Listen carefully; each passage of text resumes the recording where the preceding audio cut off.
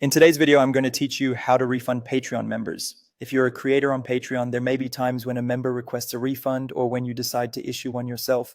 Patreon lets you handle this directly inside Creator Studio, either through the refunds dashboard or through a member's payment history in the relationship manager.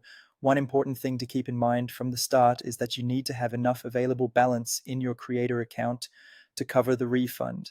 To begin, go to Patreon on a desktop browser and open your Creator Studio. From the main menu, click on Audience. This is where you'll manage member-related activity, including refund requests. Once you're in the Audience section, select the Refunds tab. This area shows refund requests that members have submitted directly through their billing history. It's the central place to review incoming requests, so it's helpful if you want to stay organized and respond efficiently. When you see a request, open it so you can inspect the details more closely. Take a moment to review the reason for the refund request before making a decision. This is especially useful if you want to confirm whether the charge was made in error, whether there was confusion about billing, or whether the request matches your refund policy.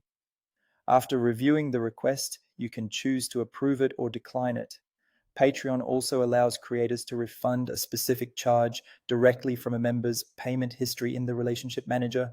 So if you're not working from the refunds dashboard, you can still locate the member, find the exact payment, and click the refund option next to that charge. This gives you flexibility depending on how you prefer to manage support issues. Before you submit any refund, there are a few important rules to remember. First, your account must have sufficient withdrawable funds available. If your balance is too low, the refund can't be processed. Second, refunds are irreversible. Once you submit one, it cannot be undone, so make sure you're refunding the correct payment before confirming.